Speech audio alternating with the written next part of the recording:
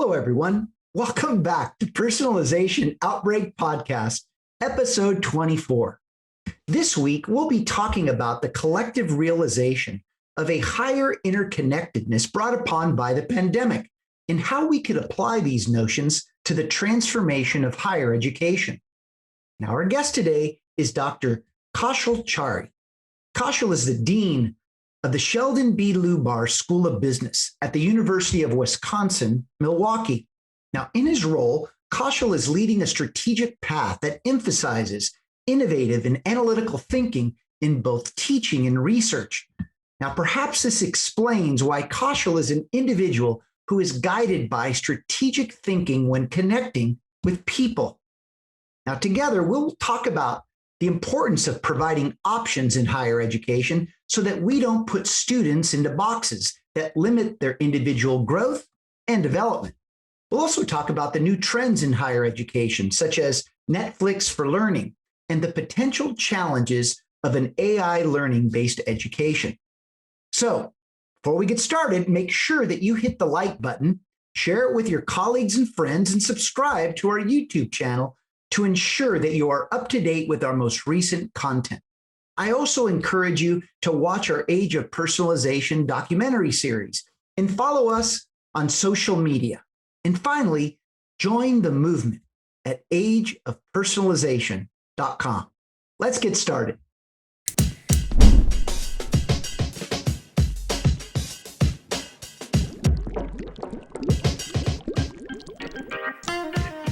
You are listening to Personalization Outbreak, a podcast about the collapse of traditional corporate standards in today's more personalized world. I'm Glenn Yopes. I'm a leadership strategist, author, contributor to Forbes, and founder of the Leadership in the Age of Personalization movement. On this show, I'm interviewing executives across multiple sectors to find out how the balance between standardization and personalization can exist. Kaushal, welcome to the show today. Thank you, Glenn. A pleasure to be here, and thanks for inviting me. It's a pleasure, and I'm really happy that you're with us. I know that you have a lot of wisdom to offer, and I know we're going to have a lot of fun. So why is it that solving for the greater good is so relevant during these contentious times, Kaushal? It's even more relevant now. The pandemic has really upended our lives significantly. When I look at some of our students, last summer, there were so many of our students who were not able to register for fall semester because they had financial holes. And that was very troubling to me personally. And so we made a lot of efforts to actually find scholarship monies. We raised money from private sources so that we could really make some of these students who were not able to register for courses and have an education. So I guess it's within me, the notion that we need to do whatever it takes to help folks in need. So that's something innate in me. Well, I mean, as I've gotten to know you, it seems clear to me that you believe in the following statement. And by the way, if you don't, please let us know. Is that success comes most to those who are surrounded by people who want their success to continue. In other words, we can't do anything on our own. We need each other. And especially during these times, we need each other more than ever before. Any thoughts? Exactly. So there's a common saying, I think this is from Africa, Scott, that it takes a village to raise a child. And so we all need to put in all the effort to make someone succeed. One cannot just by himself or herself climb the success ladder. So I totally agree with that notion.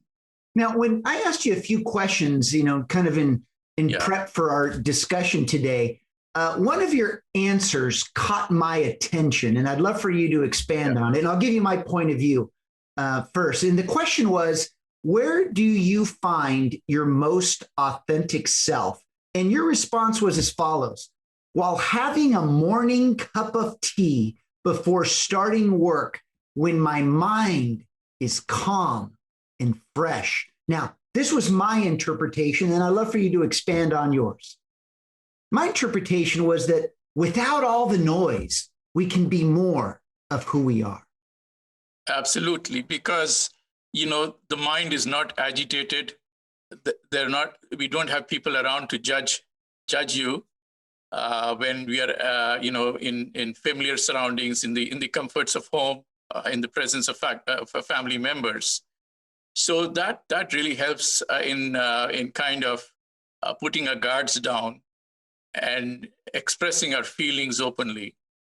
And I think that's when I'm able to be very authentic. That's beautiful. And it's inspiring. So what does inclusion look like to you? Kaushal, what does inclusion look like to you and perhaps the institution? Inclusion is very important to me personally and to my institution, the University of Wisconsin-Milwaukee. The University of Wisconsin-Milwaukee is a access institution. It's a research one access institution. So we have a lot of first generation students, a lot of students of color. In fact, the vision statement that we have for the Lubar School of Business is as follows. We want to be a great business school where G stands for being globally engaged, R stands for being relevant to our stakeholders, E stands for being entrepreneurial, A stands for being accessible to a diverse population of students. So access is really part of our DNA. And just to complete this, T stands for being transformative in the lives of students and companies, etc.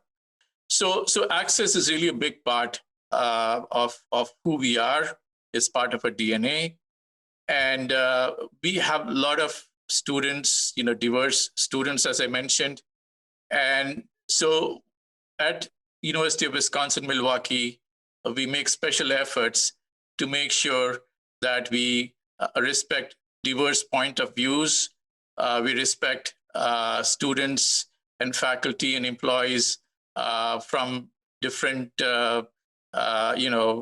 backgrounds and different viewpoints. And so that's the tradition and culture at University of Wisconsin-Milwaukee. In fact, after the events of last summer, we made it very mandatory here for everyone to do a training on diversity, equity, and inclusion, starting right from the chancellor all the way down. Each and every employee has to do this training. We all have implicit biases. And this training, which I already took, really helped me reflect on who I am as a person. And I thought I was pretty enlightened, with these issues, but I still found some blind spots in the way I thought, in my thinking. And this training really helped me to kind of at least acknowledge that I had blind spots and I needed to work on these. Well, thank you for sharing that. And thank you for sharing your vulnerabilities. We're at a time now where no one really knows who they are, let alone do they know who their friends are or their colleagues are. I think we're going through a time now where everyone is trying to reintroduce themselves all over again. And the reason I asked the question is that beyond the individual, inclusion can mean so much more. And at a time where higher education is reinventing itself, it's not just understanding the people that we work with, not just understanding the students that we serve, but understanding how we can be more inclusive across sectors, across industries, so that we can co-design the path forward together. So on that note, when I share the following statement, what does it mean to you and why? And here's the statement. We need to co-design courses and experiential learning programs with large organizations and large employers. What does that mean to you? It means that we should be partnering with companies and organizations and frankly, our customers in creating our products and services. And this resonates very well with me. In fact, we went through some curriculum changes. So we have an Industry Connect program, which we launched at the Lubar School of Business not too long ago, and where we would actually seek projects from companies, and students work on these projects, and the students get paid for these projects. And the companies, they also benefit from this because they get some deliverable, and they also have the opportunity to test drive these students for 15 weeks if they choose to make a full-time offer to them, employment offer. So we have been doing these things. We have been engaging the folks from the industry in as guest speakers. One of the most innovative things we have done recently is involved a representative from an industry expert in innovation, and he is actually doing 1 week module on innovation and design thinking across multiple sections of our marketing course, undergraduate marketing course, MBA course. So essentially, we have an adjunct who's not responsible for one course, but he's responsible for portions of multiple courses and sections. So that's an innovation. Well, value this. Well, and that kind of brings us back to how everything is so interconnected.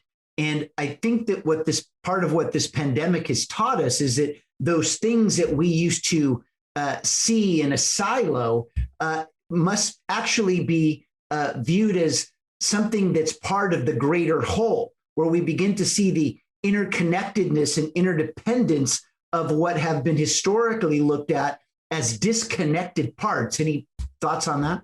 Absolutely. So I believe 1 + 1 is not 2, it is 3. And that happens when we leverage all the expertise that are, hidden in the organization. If we can bring to bear and connect all this, stitch together all this, we can really get 1 + 1 is equal to 3. And so it totally resonates with me. And we have been breaking silos a lot within the Lubar School and within the university as well, with the joint programs we do across university units and schools and across campuses as well. The University of Wisconsin system now is creating online programs by picking courses, cherry picking courses from multiple universities in the system, from multiple campuses in the system. So that really adds to the, it creates a lot of value if we were to be very interconnected, interconnected within the college, interconnected within the campus, and interconnected across the system as well. So given that you have all of this experience with this, how would you advise your peers or others, not just in higher ed, but just in education, on how to start becoming more interconnected and start seeing inclusion as a growth strategy that actually, when we can do that, then all ships will rise as it comes to supporting DE&I programs and things that begin to challenge us to realize that, this age of standardization and age of personalization, well, these forces really need each other. Yes. So there's an example we can borrow from the airlines industry. We have orbits where you have competing airlines represented there, with their flights and all that. And they all compete for passengers. They all compete for customers, but often they collaborate because they are not operating in all the markets, in all the segments. And Orbitz as a platform is able to put together flight segments from competing airlines to create a flight schedule.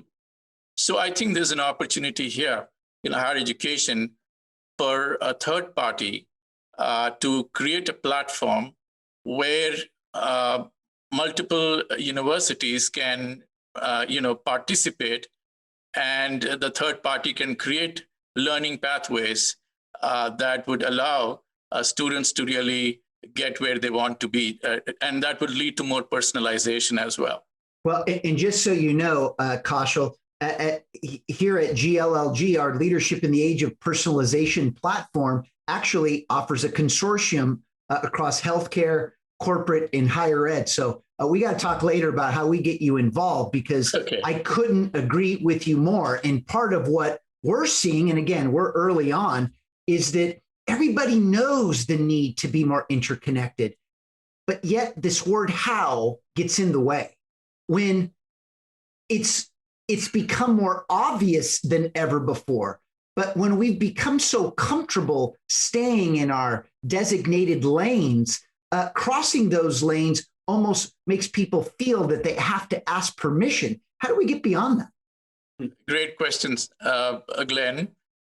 So let's look at the basic human nature. We tend to be very comfortable in our comfort zone. So there's a lot of inertia to be in our comfort zone. And what we tend to do is we tend to maximize our utility function. And if we assign more value to the status quo or to our comfort zone, we can never move out of that, because that's what we value the most. However, the events of last year has gone ahead of us, and this comfort zone is no longer an optional state that we can be in. So that option is gone now. We have to now do something. Otherwise, we will not be sitting where we are right now. So the administrators all recognize this. They all recognize that status quo is simply untenable, and therefore they are trying to form alliances. I just give you an example of University of Wisconsin system, and so companies are now collaborating with universities. You have heard of the example of the Starbucks program, where they pay up to 100% tuition to the students, their employees who are enrolled at Arizona State University. Yeah. So that's a great partnership, breaking silos and working together. Now, with Google now getting into higher education and training, the landscape will see a lot of disruption. And so we will see more and more of these alliances being formed in the future. Very good. So again, I think this might be an uncomfortable question, but I think it's one that everyone's thinking about but does not dare to talk about. How do we get those in higher education to get out of their comfort zone, especially when you consider that when we talk about the forces of standardization and personalization, many of those people, like myself, right? I was born in the age of standardization. That's why I've created this platform around finding balance with personalization. But the students are the ones that get the need for personalization. So in many respects, and I'm not saying this is the case at the Lubar School, it's just that across higher ed, those that are running higher ed seem to be the one that are uncomfortable with discomfort, while their students are the ones that are very comfortable with it. Any thoughts? Yeah. So that's what I kind of mentioned, that higher education administrators absolutely have no option now to be in status quo. So whether they like it or not, the events are forcing them to move and move towards or be an agent of change. It's not that they really want to be in their comfort zone. They cannot afford to be. That's not an option anymore. Yeah. Now, of course, many of the higher education leaders there had their education and training many years back. Things were very different, and things are very different now. Empathy is very important in this, to see from the point of students, and so I guess training is equally important, that the higher education leaders they undertake professional development to understand change management, to understand emotional intelligence, empathy. And these are some of the things that they can do to kind of move in the right direction.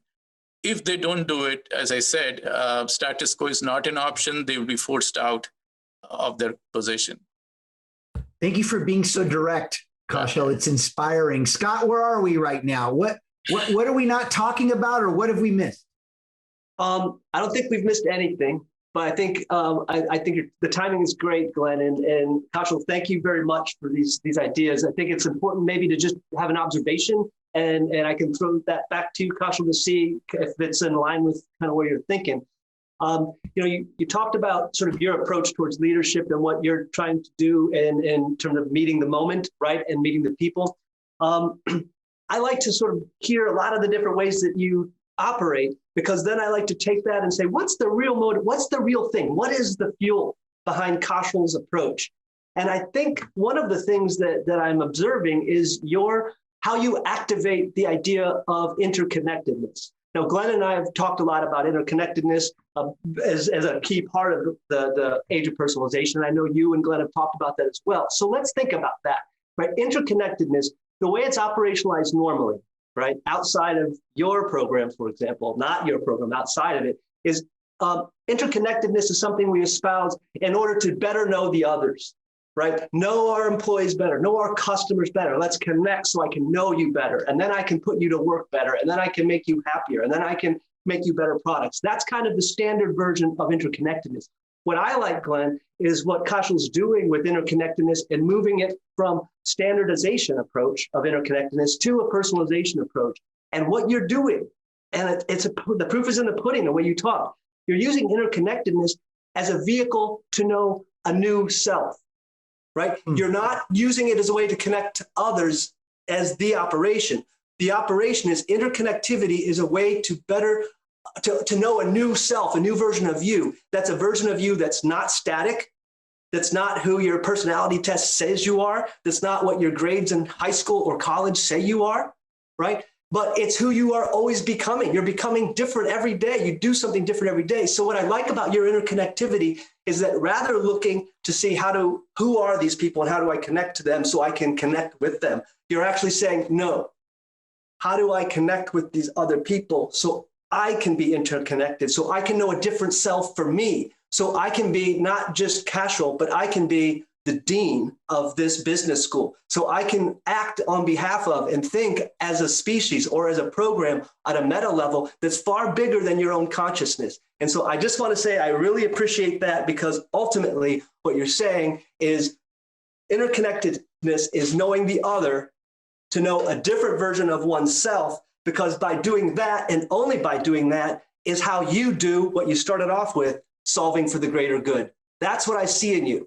Does that make sense? Is that what you're operationalizing? Are you basically using interconnectivity to better know oneself so that one's full organism and an organization can basically be better of essentially aligned and knowledgeable selves? Yeah, so feedback from others is very important to me in my own personal and professional growth. And by having these networks, I'm able to see from the interactions what are the areas that I need to work on, and what are the areas where we lack as a school, for example.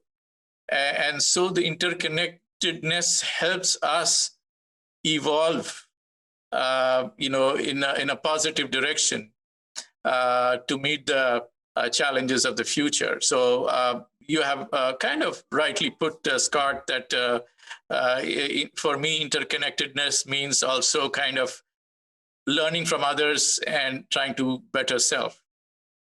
Wow. And guys, what I love about this is that this takes us to where I think we're all wanting to go, is in this mode of reinvention, in this mode of understanding what leadership really means, in this search for new opportunities and the abundance that's right before us as we are all in this phase of transformation.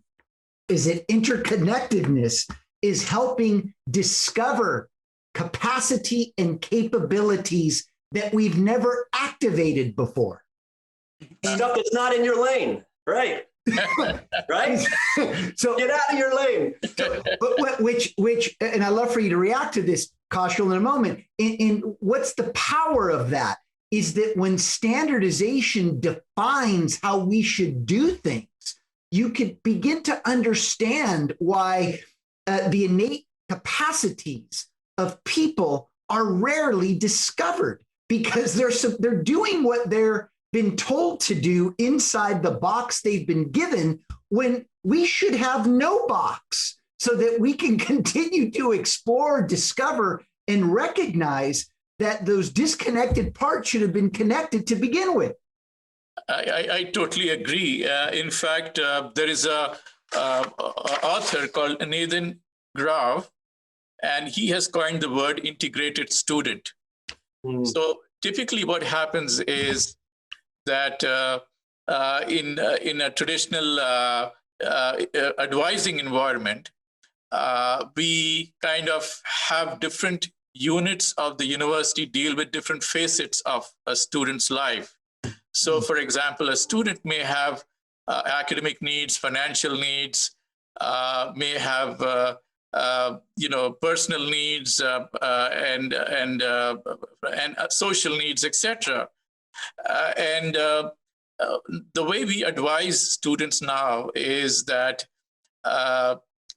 we have the academic advisor talk about academics with the student. Then we have a advisor from residence hall talk about housing and other issues. Then somebody from financial aid office would talk about financial aid to that student. So these are all totally disconnected. And with the notion of having this integrated student, the idea is, can we do holistic advising to students? That is, if we can have all these people together in a team, working together and advising them at the same time, that may yield better results. So that is, you can see the interconnection. If we leverage these interconnections, we can do a better job in ensuring student success. In fact, this has been recognized in higher education, and many universities, including mine, we are now, for at least students at risk, we have a team of people, that includes academic advisors, that includes financial aid folks, that include career advisors. They all, and mental health advisors, they all, everyone comes together as a team to help students at risk. So that's the approach taken. But in the ultimate case of personalization would be that we kind of offer this services to all the students. That is, every student has individual needs. And if we can pull together a team that advises each and every student in the university, that would be the ultimate case of personalization. Wow. Powerful. And so I was going to ask you this question. I'm going to still ask it, but maybe in a different way. Where do students today, do you believe, Kaushal, where do they feel most connected and least connected, knowing that you're on a path forward to make sure that they all feel fully connected? But where do you think they feel the most and the least right now? So it depends on students to students. It's very hard to generalize that way, but I can say that, especially with the onset of the pandemic, students feel very socially not connected to their peers. First of all, they miss that interaction. And some of them even miss the in-person interaction with their professors. They certainly miss going out with their project team partners for a coffee in the cafeteria, or going to the gym, university gym, and doing the workout. So all those deeply immersive activities that a university typically provides, they miss that a lot. Again, it's hard to generalize, but these are some of the trends that we see. Sure. Again, different students react differently. Some students are fine with online, and they can be, in their hometown and attend the university. That's fine for them. But others really are yearning for those immersive experiences that the university would typically offer. So how could someone partner with you and your institution, Kaushal? How can they partner with you? So are you talking about companies or? Yeah, industries, okay. Or maybe other institutions that are maybe going through like-minded challenges. I mean, is that something that you're seeking? Absolutely. I mean, please elaborate how someone can partner with you. We always seek philanthropic gifts from people, from partners. That's kind of given. We even take Bitcoins. No kidding. And we can sell windows and doors as well to partners.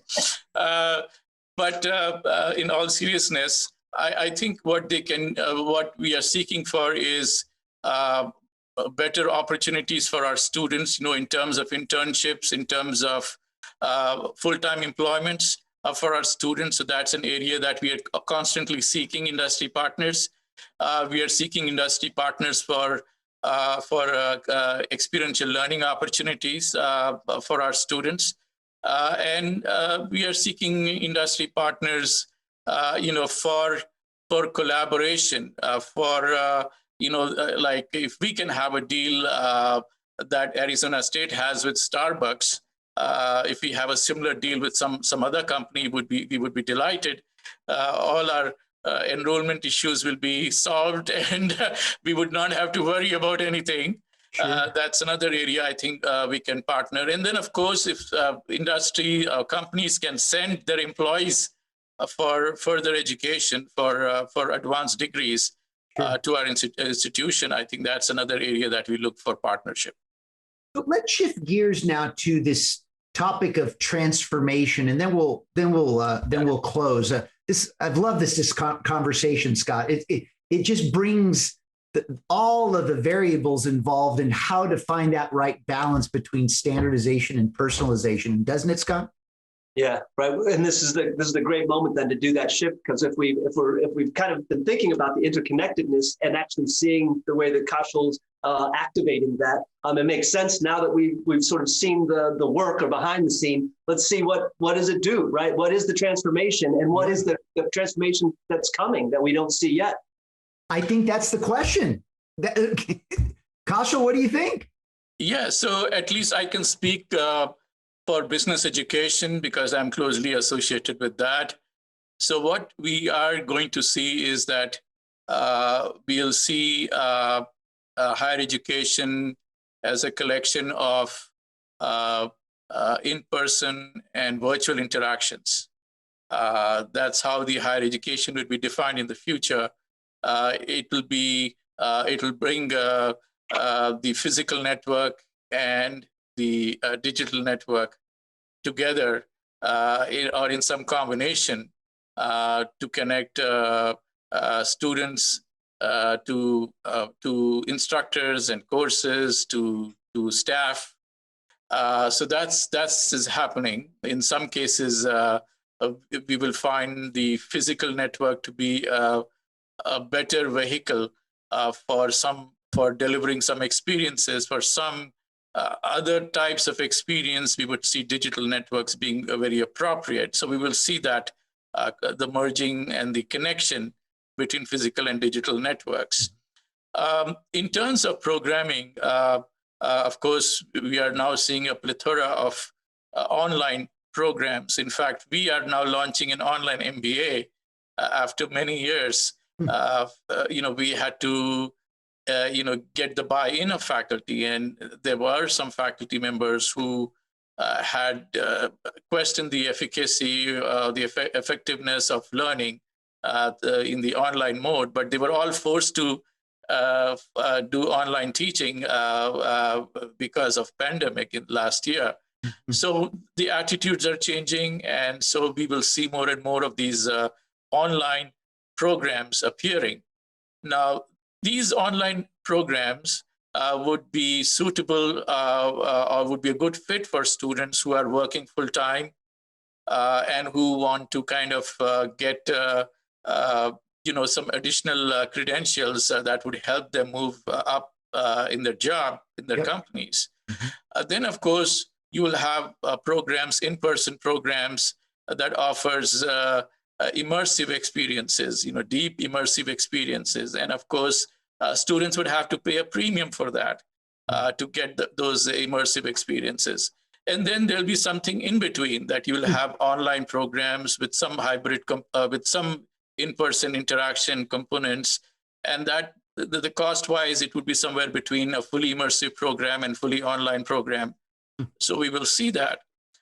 In terms of learning, we will see more self-paced learning, which will harness the power of analytics to kind of present to the learner opportunities for learning. So as an example, a student may be given a set of math problems using a software. A software may provide those math problems, and the students may be making mistakes, errors. And so what happens is the platform, the software is able to analyze where there's a problem with student understanding, and may then try to have problems, offer problems that would help the students get over that lack of understanding that the student has. So once the student masters this class of problems, then the software can provide additional problems in different areas. So it kind of evolves, and the pace is at the pace of the ability of students to learn. And this, in fact, is something that Khan Academy has adopted, and for high schools and all that, you will see that happening. Then we will see what is called Professor Mohanbir Sahani from the Kellogg School at Northwestern has coined Netflix for learning, the term.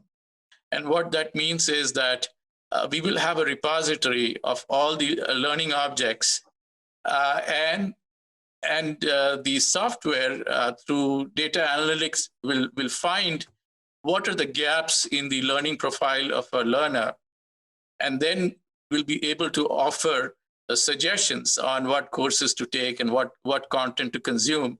So that is going to happen in the future. So the Netflix for learning. And then, of course, with Microsoft and others now moving into this micro-credentials and certificate space, we will see lot more students trying to, take micro-credentials, certificate badges instead of full-fledged degree programs. They just need enough knowledge that they need. So suppose they have a path, they want to be a digital marketeer. So they just want to take those courses only that will prepare them for that role, and nothing more.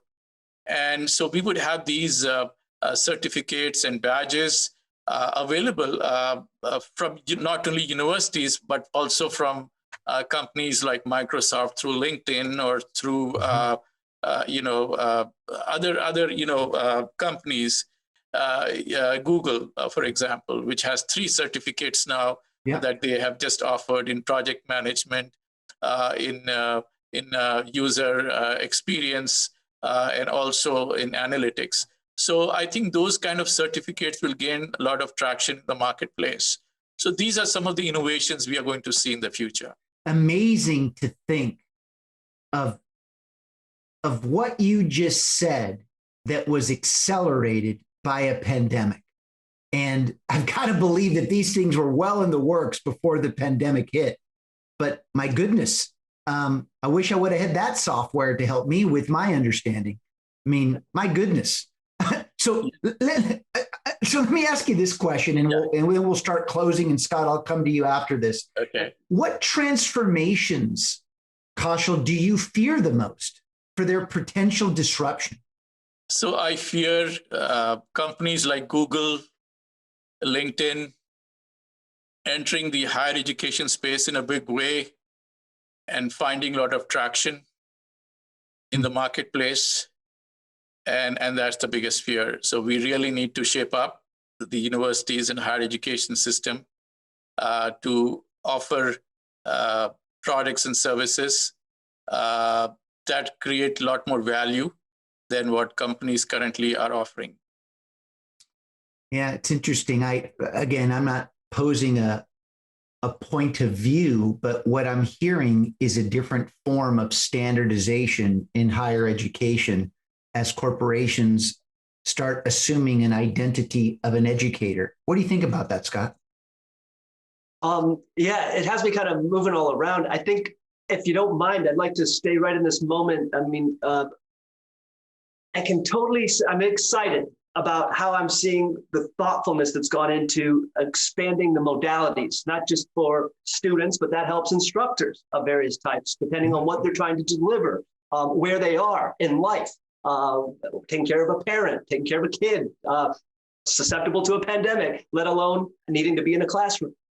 So I like this, basically saying by loosening the modality, so offering a spectrum of everything from just straight up online, like your new MBA, all the way to something that's actually not even just like the old school classroom. It's deeper, some sort of deeper immersion. And I can see how that opens up the access to a lot of people to maybe come in. And the other side of that I don't want to lose is that when you start talking about like credentials or the micro programs, I think that we should listen to you when you're talking about this, and we should watch your experiments with this, because another thing that we're saying, essentially what you're saying, is that maybe there's something besides a major that maybe you want, and maybe you don't need to come to the university for a major. Maybe you just want to come for this badge, for this credential, and maybe by opening up our space to modalities as well as outcomes, maybe we are opening some new space in the educational sector. Now comes the caveat, the catch. I'm nervous, because then we started talking about how the Netflix repository of knowledge that we can go in. And then what got me nervous wasn't that it's out there, but that there's an algorithm being created to actually help get me to it, just like Google is. So I'm saying it's cool, but we also know Google isn't going to get me to every site. And it's going to definitely not get me to the sites that really don't have the economic power to put them in front of me. My question to you, to close my questioning parts, I have a final observation, but the question is, I can see how this mixed modality approach for the professor and for the student could be a great access event, right, in terms of opening it. Can we, for a second, and maybe it's something for another day, what are you most worried about in terms of these, recreate that artificial intelligence and that algorithm to actually curate that collection? One thing that we do know is that if we create it, even if it is an artificial intelligence or neural network, it is going to reproduce the same inequalities that we already have that are so deep embedded that we can't even articulate them fully. What might be a concern that you might have with this new approach? It gives us access, but what are other ways that it might actually reduce access? Is there a possibility there? Is there a way that maybe we're going to reinforce inequalities with this approach? I'm not sure. So I don't think so. The reason is because when we leverage artificial intelligence and the power of analytics, we are customizing a learning experience for an individual, for a person, and so we kind of mine into the history of learning of an individual and see where the gaps are. So, and the system is then able to find and recommend learning objects for this particular person. So it's highly personalized. So when things are highly personalized, I don't think it kind of leads to inequality or it leads to that. I think it's the other way around. It empowers someone to compete in the marketplace. That is my thinking. I like it. Thank you for responding to that. It's just, it's definitely an idea that's not cooked in my head fully. And I needed to hear a little bit from your perspective to help me sort of feed that thought. So as we close, it's clear that interconnectedness recognition of the transformation that's happening all around us. And from these two kind of spheres, it's clear that we're all learning to navigate a new way to learn, work, and lead. What are your final thoughts about the conversation today, Kaushal? And what can you leave our audience with? Yeah, so I kind of, when I agreed to this interview, I started thinking about personalization. I had not really given much thought to personalization before. So I would say that, in fact, this interview allowed me to kind of reflect on the notions related to personalization and interconnectedness, and how we could apply these notions in the higher education space. So I think I thank you for that, for forcing me to kind of think and reflect a little bit. But I must say that, the future is going to be of an interconnected world where we will see students being lifelong learners. That's the notion that is now seen everywhere, that, they will consume some content, they will go back to work, and when they kind of move to the next job or in preparation for the next job, they'll come back again and they will consume some more content relevant for their next job.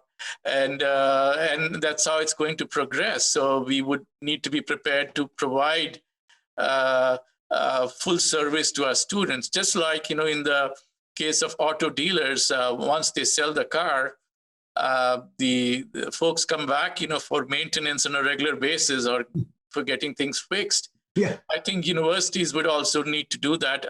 Once students graduate, we need to have enough offerings, for credit, not for credit, micro credentials, all kinds of offerings, so that the alums keep coming back and taking courses and doing learning, so that they are better prepared for their next job.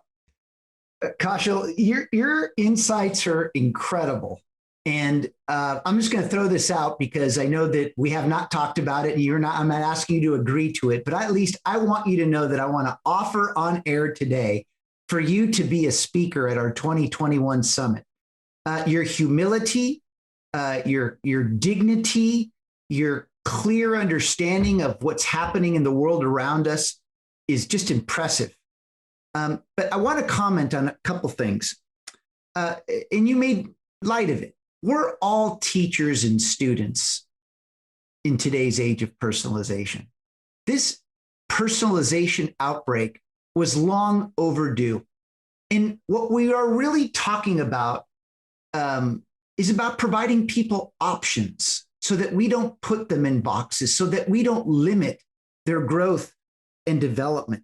But what we're also talking about is making sure, and you said it in such a classy way, that this conversation actually brought some perspective to you. And I think that what we're all in search of, that maybe we all don't want to admit, is that because we're teachers and students, we must be open-minded to learn.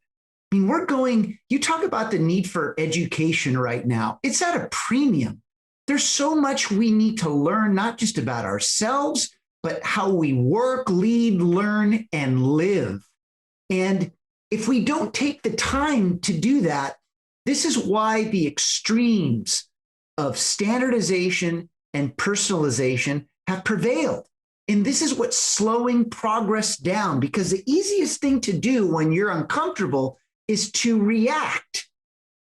And how do we react? To a place that gives us comfort, not necessarily to a place that allows us to be part of the solution. Not because people don't want that. Maybe they just don't know how.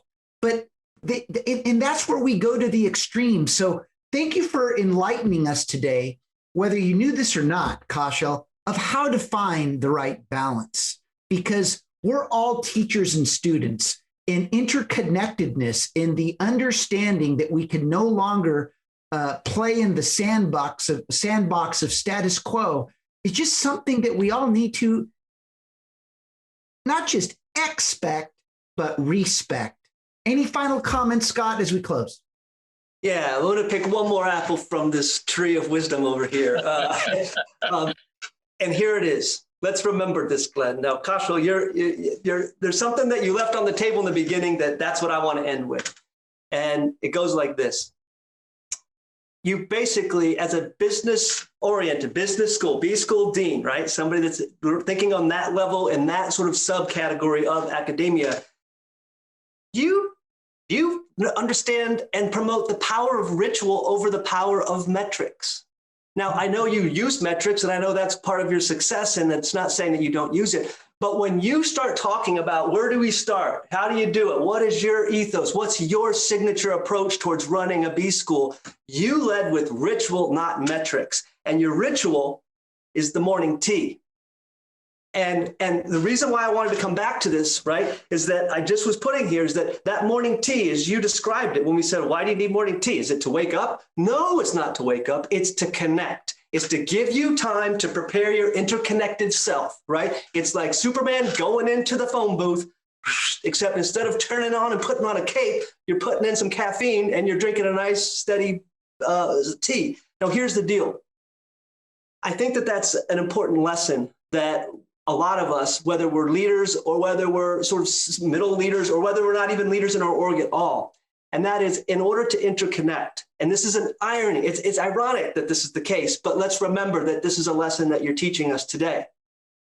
In order for us to connect and be an interconnected soul, one who is looking to know one's new self as well through the engagement with others, we have to schedule and value time to compress, to think, to be ourselves, to be personal, right? To personalize, to go in, right? In order to go big and out and interconnect, we have to schedule that time to be much more powerful. And so ultimately, I appreciate that part of the lesson because I think it would be lost on most of us if we just think of you as basically somebody that wears the cape all the time, right? Because you do wear the cape most of the time when people see you.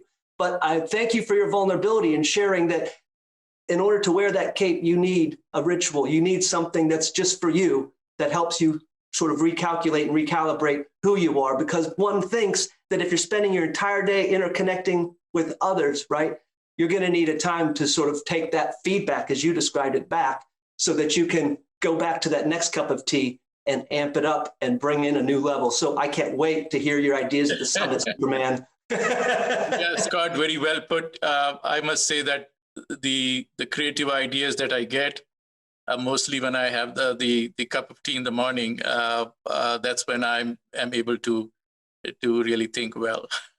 It's like your reboot. You're taking all of that interconnection from the day before and you're trying to figure out, so now how do I redo this today? Yes. And that is a very internal moment, but isn't that funny that even when you go internal, your motivation is to get external. That's your magic, dude. Thank you, Scott. Thank you. You can see the power of Scott Lacey right there. That wasn't my power. That was Kaushal's power. I'm just reporting the news. I'm the reporter. That's the power over there. You know what it is? This is why we all need each other. And I'll close with that. And remember, when you lead in the age of personalization, you will see things that others don't. Do what others won't and keep pushing when prudence says quit. Thank you very much, Kaushal. We appreciate you. Thank you. Thank you so much, Glenn. Thank you, Scott. Really appreciate Thank you very much. Thank you. This conversation. Thank you so much. Thank you. Thanks for listening to Personalization Outbreak. Make sure to subscribe so you never miss a show. If you enjoyed the content, visit ageofpersonalization.com to check out our free streaming video series and learn how to get involved in the movement. I'm Glenn Yopes. I wish you a good day, and remember, without strategy, change is merely substitution, not evolution.